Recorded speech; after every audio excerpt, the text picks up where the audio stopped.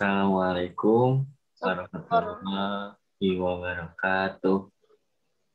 Waalaikumsalam warahmatullahi wabarakatuh. wabarakatuh. Selamat pagi, selamat siang, selamat malam. Ya, di sini kami dari kelompok 8 akan mempresentasikan tentang analisis konsep dan profil perkembangan spiritual religiusitas anak usia SD. Pertama-tama, perkenalkan saya Dita Rijal Amin dan ada rekan saya. Endah Kurniawati Putri. Dan saya Fitri Nurjana. Ya, ini kami akan mempresentasikan materi tersebut. Baik, selanjutnya.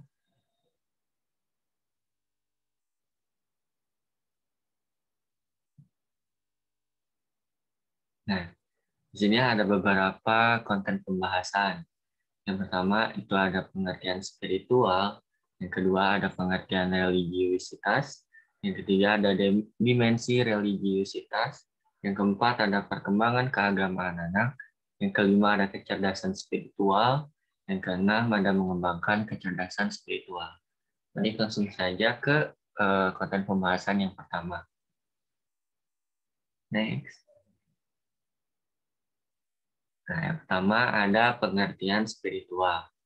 Menurut Kamus Webster tahun 1963, kata spirit berasal dari kata benda bahasa Latin spiritus, yang berarti napas, dan kata kerja spirare, yang berarti untuk bernapas.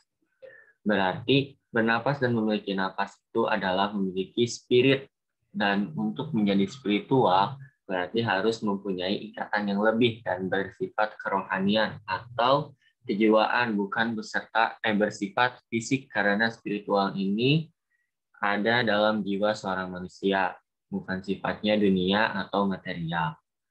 Spiritual ini adalah di mana orang mencari makna hidup, tujuan hidup, dan pencerahan diri. Pengertian spiritualitas merangkum semua sisi-sisi kerohanian dalam dimensi yang cukup luas. Dalam garis besar, bahwa spiritual adalah kehidupan rohani dan perwujudannya dalam cara berpikir, berdoa, dan berkarya. Spiritual ini tercermin dari kehidupan rohani, di mana mencakup tentang alam semesta, yang di mana manusia telah memperolehnya dari Tuhan. Karena kita sebagai manusia adalah sebagai khalifah di muka bumi ini, seperti nabi pertama kita, yaitu Nabi Adam alaihissalam, yang dijuluki dan menyandang tugas suci dari Allah sebagai khalifah di muka bumi ini. Lanjut.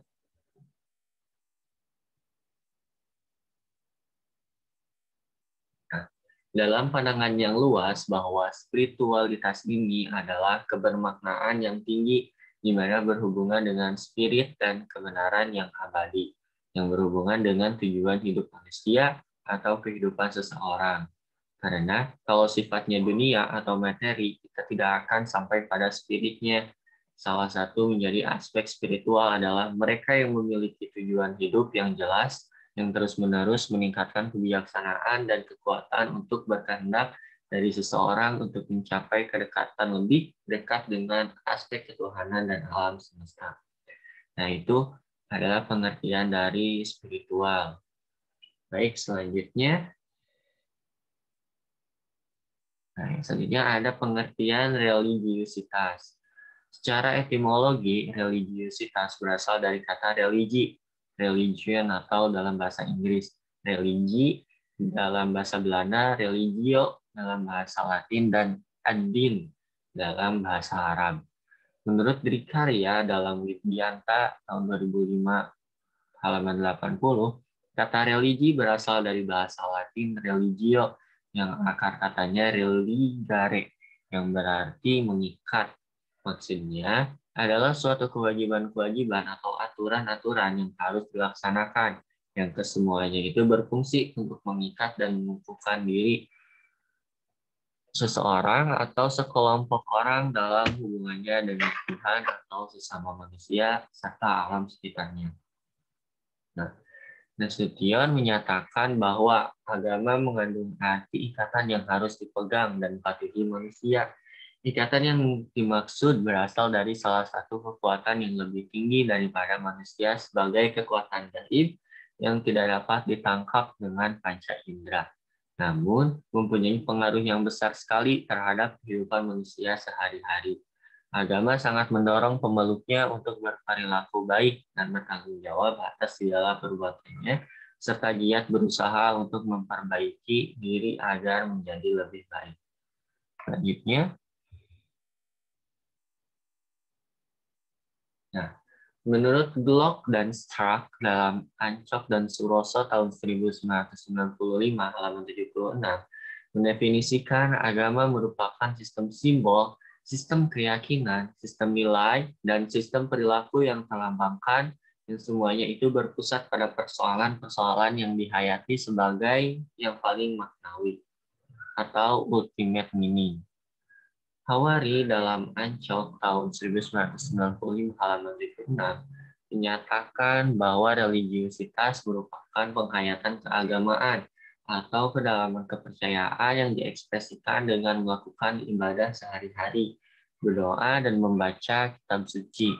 Religiusitas diwujudkan dalam berbagai sisi kehidupan, berupa aktivitas yang tampak dan dapat dilihat oleh makna, serta aktivitas yang tidak tampak yang terjadi dalam hati seseorang. Religiusitas perlu dibedakan dengan agama karena konotasi agama biasanya mengacu pada kelembagaan yang bergerak dalam aspek-aspek yuridis, aturan dan hukuman, sedangkan religiusitas lebih pada aspek lubuk hati dan personalisasi dari kelembagaan tersebut. Senada dengan Syadili Ansori dalam buku Front tahun 2010 halaman 167 membedakan istilah religi atau agama dengan religiusitas. Jika agama menunjuk pada aspek-aspek formal yang berkaitan dengan urutan dan kewajiban, maka religiusitas menunjuk pada aspek religi yang telah dihayati oleh seseorang dalam hati. Baik, itu untuk pengertian dari religiusitas. Nah, selanjutnya ada dimensi-dimensi dari religiusitas. Oke, silakan selanjutnya. Nah, yang pertama ada dimensi keyakinan atau disebut juga ideologi.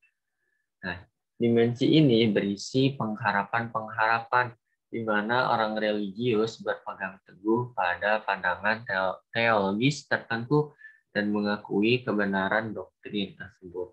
Misalnya, keyakinan akan adanya malaikat, surga, dan neraka. Nah, jadi dimensi keyakinan ini tuh ya menurut keyakinannya masing-masing gitu. Ada yang yakin dengan adanya malaikat, ada yang yakin dengan adanya surga dan neraka, kan ada yang yakin dengan adanya Tuhan juga gitu. Nah, itu menurut keyakinannya masing-masing. Nah, yang selanjutnya ada dimensi praktik agama atau suka disebut juga dimensi peribadatan. Dimensi ini mencakup perilaku pemujaan, pelaksanaan ritus formal keagamaan. Ritus itu ritual ya, ketaatan dan hal-hal yang dilakukan orang untuk menunjukkan komitmen terhadap agama yang dianutnya. Nah, praktik-praktik keagamaan ini juga terdiri atas dua kelas penting. Yang pertama itu ada ritual, itu mengacu pada seperangkat ritus, tindakan keagamaan formal dan praktik-praktik suci yang semua mengharapkan para pemeluk melaksanakannya. Nah, yang kedua itu ada ketaatan. Apabila aspek ritual dari komitmen sangat formal dan khas publik, semua agama yang dikenal juga mempunyai seperangkat tindakan persembahan dan kontemplasi personal yang relatif spontan, informal, dan khas pribadi. Nah, yang selanjutnya ada dimensi pengalaman. Dimensi ini berkaitan dengan pengalaman keagamaan, perasaan, persepsi, dan sensasi yang dialami seseorang atau didefinisikan suatu kelompok keagamaan atau masyarakat yang melihat komunikasi walaupun kecil dalam suatu esensi ketuhanan, yaitu dengan Tuhan, kenyataan terakhir dengan otoritas transidental. Nah, Jadi dimensi pengalaman ini itu dilihat dari pengalaman dari individunya masing-masing gitu. Dengan ya bisa juga dikenal kalau misalnya sekarang kayak pengalaman spiritualitas itu atau juga religiusitas itu. Jadi kayak dia betapa gitu atau dia diam di suatu gua gitu kalau misalnya masih ada yang mempercayai gitu. Nah, terus yang selanjutnya ada dimensi pengetahuan agama. Dimensi ini mengacu pada harapan bagi orang-orang yang beragama paling tidak memiliki sejumlah minimal pengetahuan mengenai dasar-dasar keyakinan, ritus-ritus atau ritual-ritual, kitab suci, dan tradisi-tradisi.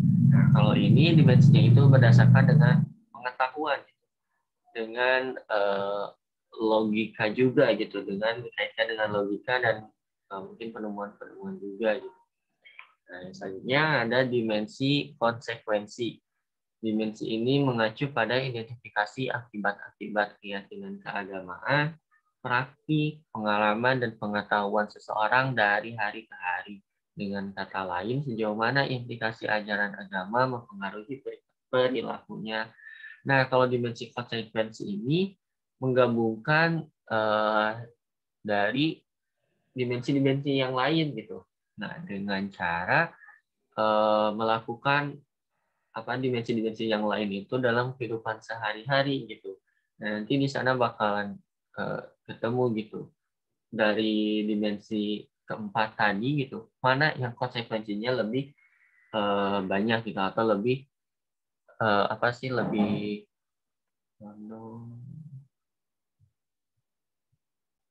Nah, maaf ya tadi sedikit ada kegangguan. Langsung lanjut aja ya. Nah, tadi itu jadi dimensi konsekuensi itu tuh adalah gabungan dari beberapa dimensi-dimensi yang lain gitu. Dilihat dari nanti konsekuensi yang bakalan didapat dari dimensi masing-masing gitu. Jadi dari sana individu itu bisa memilih dia akan mempercayai dimensi yang mana gitu. Yang mungkin segitu penjelasan dari saya. Selanjutnya dilanjutkan oleh teman-teman saya. Silakan.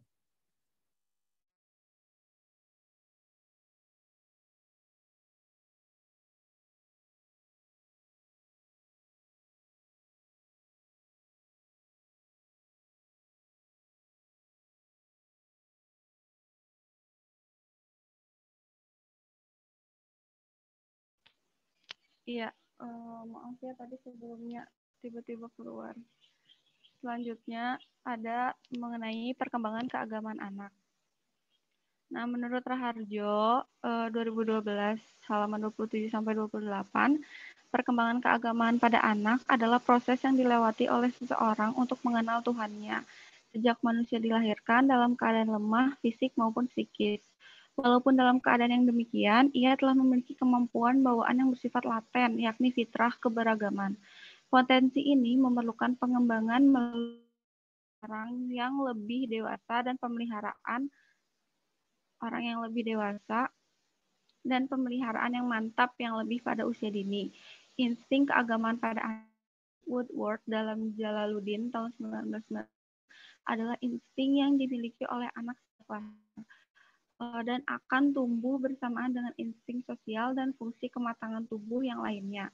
Dari pendapat tokoh di atas dapat disimpulkan bahwa perkembangan keagamaan anak adalah sifat ketuhanan yang dimiliki oleh anak sejak lahir dalam keadaan fitrah yang akan berkembang bersamaan dengan berkembangnya sistem organ tubuh yang lain. Keadaan fitrah yang dilakukan bimbingan dari orang tua sehingga akan tumbuh dan berkembang sesuai agama yang dianutnya. Nah, selanjutnya di sini ada tahap-tahap perkembangan anak menurut Jalaluddin. Jadi di sini ada perkembangan keagamaan menurut Jalaluddin adalah perkembangan keagamaan pada anak melalui beberapa fase atau tingkatan. Yang pertama ada the fairy tale stage atau tingkat dongeng. Jadi pada tingkat ini dialami oleh anak berusia 3 sampai 6 tahun. Konsep mengenai Tuhan lebih banyak dipengaruhi oleh fantasi dan emosional anak gitu ya. Jadi di sini anak masih beranggapan bahwa Tuhan itu hanya sebuah dongeng belaka gitu kan, kayak karena tidak terlihat gitu kan. Karena kan karakteristik anak di usia 3 sampai 6 tahun itu harus yang bersifat itu ya, konkret ya. Jadi di sini anak masih beranggapan bahwa Tuhan itu ya seperti dongeng gitu. Jadi keinginan atau kebutuhan yang misalkan kita ajarkan gitu untuk berdoa itu masih dianggapnya cuman magic gitu, cuman sulap belaka gitu aja gitu ya. Nah, selanjutnya di sini ada tahap yang kedua, yaitu the realistic stage atau tingkat kenyataan. Pada masa ini, ide tentang ketuhanan sudah mencerminkan konsep-konsep yang berdasarkan atas realitas atau kenyataan. Konsep ini timbul melalui lembaga-lembaga keagamaan yang telah diikuti oleh anak sehingga mereka mendapatkan pengarahan tentang Tuhan lebih banyak. Jadi di sini karena mungkin di realistic stage ini anak sudah sudah sekolah, sudah ikut mengaji gitu ya. Jadi banyak tambahan-tambahan ilmu gitu yang dari lembaga pendidikan dan jadi lebih memahami bahwa ternyata Tuhan itu ada, Tuhan itu nyata gitu ya. Lebih memahami dari keberadaan Tuhan itu. Yang ketiga ada individual stage atau tingkat individu. Nah, di sini pada umur 6 sampai 12 tahun, perhatian anak yang tadinya tertuju pada dirinya sendiri kini semakin tertarik dengan dunia luar atau lingkungan sekitarnya. Ia berusaha menjadi makhluk sosial dan mematuhi aturan-aturan, tata krama, sopan santun, dan tata cara bertingkah laku sesuai dengan lingkungan rumah dan sekolahnya.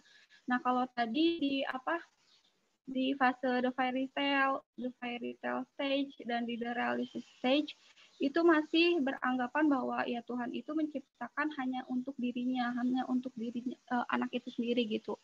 Apa-apa yang dibutuhkan, apa-apa yang ada pada diri anak itu ya yang diciptakan Tuhan, hanya sebatas pada dirinya sendiri. Nah, sedangkan di tingkat the individual stage ini atau tingkat individu, anak mulai memahami bahwa ternyata bukan hanya saya saja yang diciptakan oleh Tuhan, tetapi seluruh alam ini juga beserta isinya juga diciptakan oleh Tuhan gitu ya. Dan mulai mengerti tentang tata krama yang sesuai dengan ajaran-ajaran agama gitu kan. Mulai mempelajari tentang apa-apa yang berhubungan dengan masyarakat, dengan orang banyak gitu yang sesuai dengan ajaran agama. Nah, di sini pada usia ini atau pada usia dari 7 sampai 8 tahun sampai 11 sampai 12 tahun ini ditandai dengan yang pertama sikap keagamaan bersifat reseptif tetapi disertai pengertian. Yang kedua, pandangan dan pemahaman ketuhanan diterangkan secara rasional berdasarkan kaidah-kaidah logika yang bersumber pada indikator alam semesta sebagai manifestasi dari eksistensi dan keagungannya. Dan yang ketiga, ada penghayatan secara rohaniah makin mendalam melaksanakan kegiatan ritual diterima sebagai keharusan moral. Jadi sudah paham gitu kalau misalnya kita sholat, kita puasa, itu tuh merupakan sebuah keharusan dan dianjurkan oleh Tuhan gitu ya. Untuk yang beragama Islam gitu ya. Nah, dari beberapa pendapat tokoh di atas atau dari penjelasan sebelumnya, dapat disimpulkan bahwa perkembangan keagamaan pada anak ini memiliki fase perkembangan menuju kesempurnaan keagamaan anak yang sudah dimulai pada umur 3 sampai 6 tahun gitu ya, sampai 12 tahun karena kita mengambilnya usia anak SD. Nah, melalui dari yang pertama dongeng, yang kedua ada realistis gitu ya, yang ketiga baru individual stage gitu. Nah, selanjutnya di sini ada juga pendapat lain gitu ya, fase perkembangan agama menurut Imam Bawani gitu ya. Di sini ada 4 fase perkembangan agama menurut fisikalnya mungkin. Yang pertama ada fase dalam kandungan. Nah, di sini untuk memahami perkembangan pada masa ini sangatlah sulit, apalagi yang berhubungan dengan psikis rohani. Jadi meski demikian perlu dicatat bahwa perkembangan agama bermula sejak Allah meniupkan ruh pada bayi, tepatnya ketika terjadinya perjanjian manusia atas Tuhannya. Sebagaimana difirmankan Allah pada surat Al-A'raf ayat 172, yang artinya Dan ingatlah ketika Tuhanmu mengeluarkan keturunan anak-anak Adam dan dari sulbi mereka, dan Allah mengambil kesaksian terhadap jiwa mereka seraya berfirman, bukankah aku ini Tuhanmu? Mereka menjawab, betul, engkau Tuhan kami menjadi saksi. Kami lakukan yang demikian itu agar di hari kiamat kamu tidak mengatakan sesungguhnya kami Bani Adam adalah orang-orang yang lemah terhadap ini atau keesaan Tuhan. Nah, jadi apa sih perkembangan agama anak ini tuh sudah dimulai dari dalam kandungan, dari ditiupnya ruh oleh Tuhan pada kandungan di ibu. Selanjutnya ada fase bayi. Nah, pada fase ini belum banyak diketahui perkembangan agama anak ya. Jadi, namun isyarat-isyarat pengenalan ajaran agama tuh banyak ditemukan seperti mendengarkan azan ya, mendengarkan iqomah gitu kan.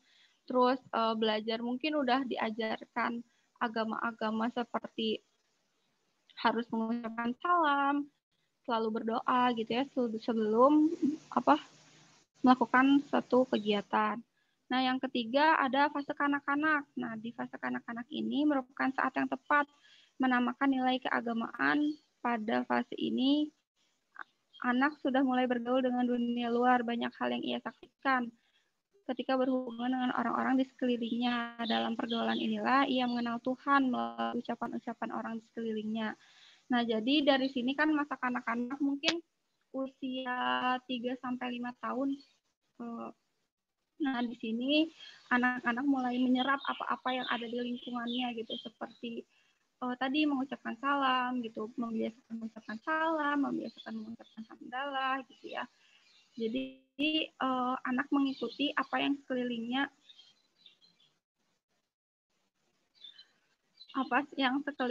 lakukan gitu ya.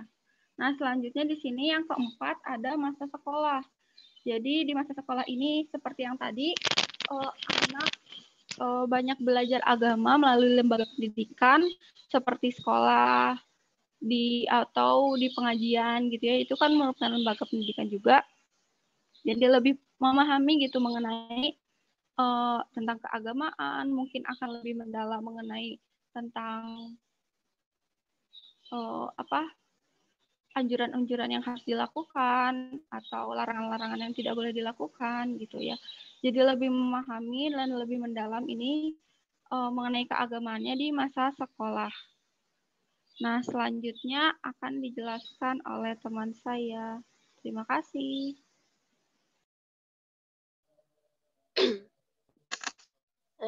Ya baik, di sini saya akan melanjutkan menjelaskan dari rekan saya Endah. Saya di sini akan menjelaskan mengenai kecerdasan spiritual. Di sini terdapat beberapa definisi mengenai kecerdasan spiritual menurut ahli. Yang pertama adalah menurut Dana dan Ian Marshall. Kecerdasan spiritual atau spiritual quotient atau kita sering kenalnya itu SQ adalah kecerdasan untuk menghadapi dan memecahkan persoalan makna yang lebih luas dan kaya. Kecerdasan untuk menilai bahwa tindakan atau jalan hidup seseorang lebih bermakna dibandingkan dengan yang lain. Nah, SQ ini adalah landasan yang diperlukan untuk memfungsikan IQ dan EQ secara efektif. Bahkan, SQ merupakan kecerdasan tertinggi kita. Nah, itu adalah berdasarkan menurut Dana Zohar dan Ian Marshall gitu. Sedangkan menurut IR Germanto Agus pada tahun 2000 halaman 116 kecerdasan spiritual atau bisa disebut spiritual quotient merupakan kecerdasan untuk menghadapi dan memecahkan persoalan makna dan nilai, yaitu kecerdasan untuk menempatkan perilaku dan hidup kita dalam konteks makna yang lebih luas dan kaya. Kecerdasan untuk menilai bahwa tindakan atau jalan hidup seseorang lebih bermakna dibandingkan dengan yang lain. Nah, jadi ini kita bisa lihat ya, hampir sama gitu, bahwa kecerdasan spiritual ini lebih menekankan kepada tindakan atau jalan hidup.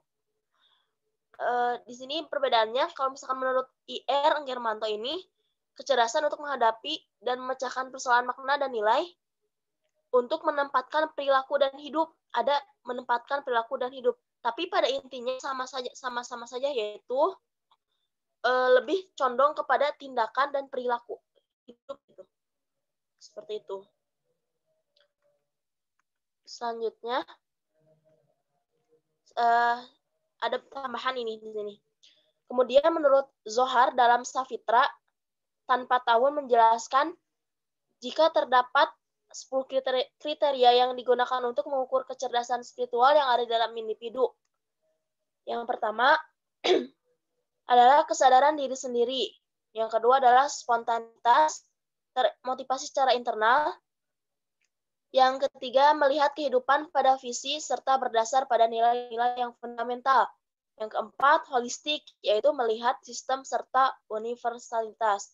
Yang kelima, kasih sayang. Keenam, menghargai terhadap keragaman. Yang selanjutnya, mandiri serta teguh melawan mayoritas. Yang kedelapan, mempertanyakan hal secara mendasar. 9, menata kembali dalam gambaran besar. Dan yang terakhir adalah teguh dalam menjalani kesulitan. Nah, jadi jika seseorang, di dalam diri seseorang itu sudah ada ke-10 yang tadi saya sebutkan, itu berarti SQ-nya itu sudah sangat baik, berarti sudah sangat tinggi gitu ya. Ketika anak itu misalnya sudah mempunyai kesadaran diri sendiri, kemudian sudah spontanitas, kemudian termotivasi secara internal, kemudian dan poin-poin selanjutnya berarti SQ-nya itu sudah baik dan sudah bagus gitu. Nah, kemudian ada ciri-ciri kecerdasan spiritual. Di antaranya itu memiliki kemampuan yang sifatnya fleksibel. Kemudian tingkat kesadarannya yang cukup tinggi. Berarti masih bersambung pada poin yang sebelumnya, yaitu masih tentang kesadaran. Ini juga ada di ciri-ciri kecerdasan spiritual bahwa ada tingkat kesadarannya itu yang cukup tinggi gitu. Kemudian kemampuan dalam menghadapi serta memanfaatkan penderitaan.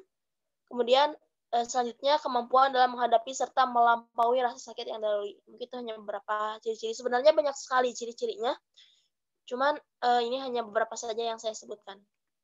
Baik, lanjut.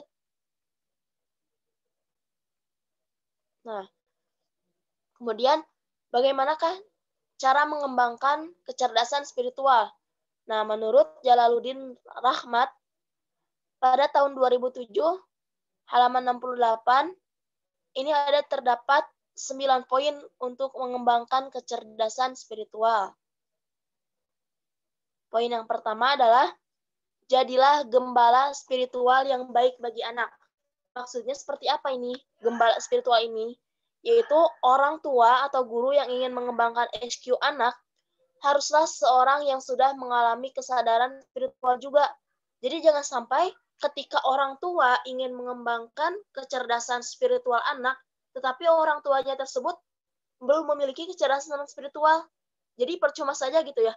Ketika kita ingin mendidik untuk menjadi anak menjadi A, tetapi orang tuanya belum menjadi A, itu akan sangat sulit gitu. Nah, jadi haruslah orang tuanya juga harus memiliki kecerdasan spiritual terlebih dahulu. Nah, kemudian yang kedua, bantulah anak untuk merumuskan misi hidupnya. Nyatakan kepada anak bahwa ada berbagai tingkat tujuan hidup, baik tujuan hidup jangka pendek, tujuan hidup jangka panjang, dan tujuan akhir kita. Jadi kita itu harus membantu anak merumuskan misi hidupnya. Misalnya jangka dalam pendek, nak, misalnya dalam sebulan ke depan, kamu harus merumuskan misi-misinya apa saja, kamu ingin seperti apa, pencapaian kamu dalam 1 bulan ke depan itu seperti apa, itu dalam jangka pendek. Misalnya orang tua memberi contoh, nanti misalnya kamu ingin dalam 1 bulan ke depan hafal 1 juz, misalnya 1 juz Al-Quran, misalnya, atau misalkan dalam 1 bulan ke depan kamu rajin sholat sunnahnya, misalnya. Nah, itu misalnya diberikan seperti itu, pendidikan seperti itu. Nah, kemudian kalau misalkan yang jangka panjangnya, misalnya dalam 5 tahun sekali, misalnya kamu ditarget, misalnya si anaknya itu ditarget, nah misalnya 5 tahun, setiap 5 tahun sekali, coba kamu buat rencana atau misi pencapaian apa yang harus kamu capai gitu dalam 5 tahun ke depan. Misalnya 5 tahun ke depan, ya misalnya kata anaknya tuh 5 tahun ke depan itu aku Bu pengennya beli motor atau misalkan beli sepeda tapi hasil nabung aku sendiri. Nah, itu boleh gitu. Jadi kan harus dididik anak untuk merumuskan visi hidupnya sejak dini gitu. Nah, kemudian yang ketiga adalah membaca kitab suci bersama-sama dan jelaskan maknanya dalam kehidupan kita. Nah, ini adalah yang ketiga itu cara mengembangkan kecerdasan spiritual itu adalah membaca kitab suci. Misalnya anak diajak untuk membaca Al-Quran bersama-sama, kemudian orang tuanya menjelaskan makna dalam kehidupan kita, misalnya di dalam surat Atin misalnya, bahwa misalnya, nah disebutkan dalam surat ini bahwa ada manusia adalah sebaik-baiknya makhluk itu. Jadi kita harus bersyukur, harus seperti apa, dan ceritakanlah makna kehidupan dalam Al-Quran tersebut. Gitu. Jadi itu akan bisa mengembangkan kecerdasan spiritual. Atau misalnya orang tuanya menceritakan tentang surga dan neraka, atau menceritakan tentang hukum-hukum, bagaimana jika kita melanggar hukum agama, apakah balasannya, terus bagaimana jika kita melaksanakan kewajiban kita, apakah imbalannya. Nah, itu akan mengembangkan kecerdasan spiritual anak. Selanjutnya adalah mengajarkan anak untuk membaca kitab suci dan menjelaskan makna kehidupannya. Nah, kemudian ketika yang tadi adalah membaca secara bersama-sama, selanjutnya adalah mengajarkan anak untuk membaca kitab sucinya gitu dan menjelaskan makna kehidupannya. Kenapa sih kita harus bisa membaca kitab suci gitu kan? Dijelaskan kepada anak seperti itu. Kemudian yang kelima adalah cara mengembangkan kecerdasan spiritual ini adalah ceritakan kisah-kisah agung, misalnya kisah-kisah orang-orang sukses, atau misalnya kisah-kisah tentang para nabi, kisah-kisah para rasul gitu. Itu akan mengembangkan kecerdasan spiritual anak. Anak akan meniru atau melakukan tindakan ketika misalnya si ibunya menceritakan tentang kisah-kisah menarik itu. Wah Bu, saya juga ingin seperti mereka, ingin seperti dia, misalnya kan menceritakan orang-orang sukses. Bu, aku juga jadi ingin deh kayak mereka gitu, sukses, punya perusahaan besar, misalnya kalau misalkan menceritakan tentang ulama, misalnya punya santri banyak, terus punya banyak yang sayang sama kita nanti kalau kita udah meninggal gitu. Jadi itu salah satunya juga gitu. Kemudian yang keenam, diskusikan berbagai persoalan dengan perspektif ruhaniyah. Misalnya ketika anak memiliki permasalahan tentang kehidupan, coba kaitkan dengan perspektif ruhaniyah. Misalnya ketika anak mendapatkan nilai misalnya kurang dari yang diharapkan, berarti dia harus belajar kembali, kemudian harus bersyukur. Harus bersyukurnya itu ya sudah mengeluarkan kemampuan semaksimal mungkin gitu. Jadi harus tetap menerapkan sisi rohaniyahnya gitu. Nah, kemudian yang ketujuh, bacakan puisi-puisi atau lagu-lagu yang spiritual dan inspirasional. Ini salah satu cara melatih SQ anak ini adalah dengan cara mendengarkan lagu-lagu ruhaniyah atau puisi-puisi kepada anak. Misalnya lagu-lagu yang mengenalkan nama-nama nabi, kemudian sholawat, mengenalkan rukun Islam dengan nyanyian, dan lain sebagainya. Jadi, nah terkadang anak-anak juga lebih gampang hafal atau lebih gampang paham ketika misalnya mengajarkan rukun Islam dengan nyanyian gitu. Dibarengi dengan nyanyian atau puisi-puisi, itu akan lebih mudah menerap di diri anak gitu. Kemudian yang 8, ini bawa anak untuk menikmati keindahan alam. Nah, bawalah anak kepada alam yang belum tercemari. Nah, ini mengajak mereka ke puncak gunung, misalnya, atau tempat-tempat yang memiliki suasana alam. Rasakan udara yang segar dan sejuk, kemudian dengarkan burung-burung yang berkicau, kemudian atau misalkan ke pantai. Jadi, dengan demikian, mengajarkan anak untuk bertafakur gitu, mensyukuri nikmat yang Allah berikan gitu. Nah, jadi kemudian kita juga harus menyediakan waktu khusus bersama mereka untuk menikmati dan mengenalkan ciptaan Tuhan. Kemudian yang terakhir ini adalah ikut sertakan anak dalam kegiatan sosial. Misalnya, mengunjungi orang yang terlihat kurang beruntung darinya, kemudian memberikan sedikit harta yang mereka miliki, misalnya si anak diberi jajan 10.000, coba nak sisihkan untuk misalnya untuk anak yang di pinggiran jalan berapa, misalnya 2.000-nya untuk anak tersebut. Nah, jadi itu akan membuat anak peka terhadap sesama sehingga mendorong anak berbuat baik terhadap orang lain gitu. Nah, itu beberapa cara mengembangkan kecerdasan spiritual. Sebenarnya masih banyak, cuman ini hanya beberapa saja gitu. Selanjutnya, fungsi kecerdasan spiritual. Sini terdapat 6 poin yang saya tuliskan. Fungsi kecerdasan spiritual. Yang pertama adalah kecerdasan spiritual digunakan dalam masalah eksistensial, yaitu ketika kita pribadi merasa terpuruk, terjebak oleh kebiasaan, kekhawatiran, dan masalah masa lalu akibat penyakit dan kesedihan. Nah, jadi ketika memiliki masalah lalu atau akibat masalah yang itu gitu ya, itu bisa melalui kecerdasan spiritual fungsinya itu. Kemudian yang kedua itu adalah kecerdasan spiritual menjadikan kita sadar bahwa kita memiliki masalah eksistensial dan membuat kita mampu mengatasinya. Jadi karena kecerdasan spiritual ini memberikan kita semua rasa yang menyangkut perjuangan hidup gitu. Nah, yang ketiga ada dapat memahami diri. Kecerdasan spiritual membuat manusia mempunyai pemahaman tentang siapa dirinya dan apa makna segala sesuatu dan bagaimana semua itu memberikan tempat di dalam dunia kepada orang lain dan makna mereka. Kemudian yang keempat, memfungsikan IQ dan EQ secara efektif.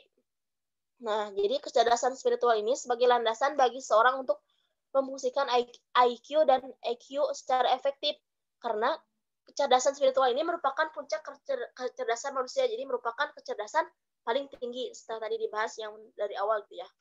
Jadi dengan ketika SQ-nya dapat, kemungkinan besar EQ dan EQ-nya juga akan dapat.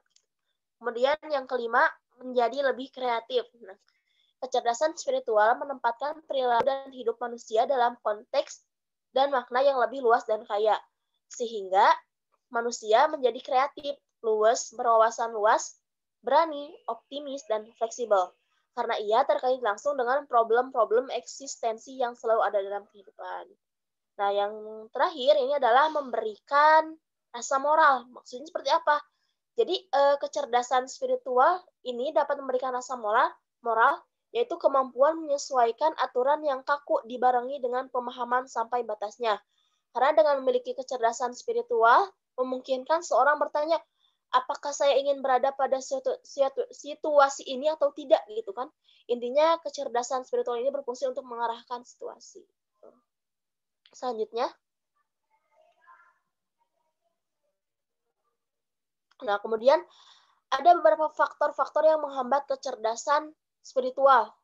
Jadi tidak selamanya ini kecerdasan spiritual itu berjalan dengan lancar saja gitu. Ada faktor-faktor yang menghambat seseorang itu kecerdasan spiritualnya itu bagus atau tidak gitu. Yang pertama itu ada tidak mengembangkan beberapa bagian diri. Nah, karena yang bersangkutan tidak mengembangkan beberapa bagian dirinya sama sekali, misalnya ya kurang mengembangkan potensinya atau minat dan bakatnya sehingga kecerdasan spiritualnya pun terhambat gitu. Nah, kemudian yang kedua itu telah mengembangkan beberapa bagian tetapi tidak proporsional dalam mengembangkan dirinya gitu. Jadi lebih besar ke A-nya, lebih besar ke minatnya, kemudian bakatnya terpendam gitu. Jadi itu tidak kurang proporsional gitu. Yang ketiga, adanya pertentangan atau buruknya hubungan antara bagian dengan bagian. Minatnya seperti ini, A, bakatnya B misalnya. Jadi itu kan bertentangan dengan keinginan dia. Nah, ini juga dapat menghambat kecerdasan spiritual gitu. Contohnya itu seperti itu. Nah, dari 3 faktor di atas, dapat disimpulkan bahwa faktor yang menghambat kecerdasan spiritual untuk berkembang pada dasarnya adalah tumbuh dari dirinya sendiri gitu.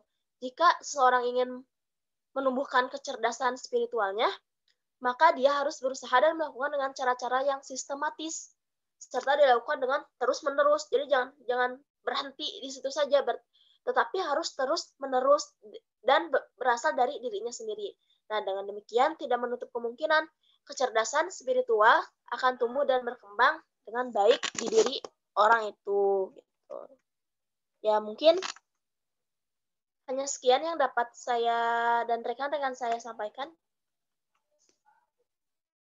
Kembalikan kepada Diva. Iya, baik. Terima kasih. Ya, mungkin yaitu yang bisa kami sampaikan. Terima kasih atas perhatiannya dan mohon maaf apabila ada salah kata atau perilaku. Mungkin tadi sedikit ada gangguan juga gitu ya, mohon maaf sekali gitu. Mungkin cukup sekian dari kami. Terima kasih. Fastabiqul khairat. Assalamualaikum warahmatullahi wabarakatuh. Waalaikumsalam warahmatullahi wabarakatuh.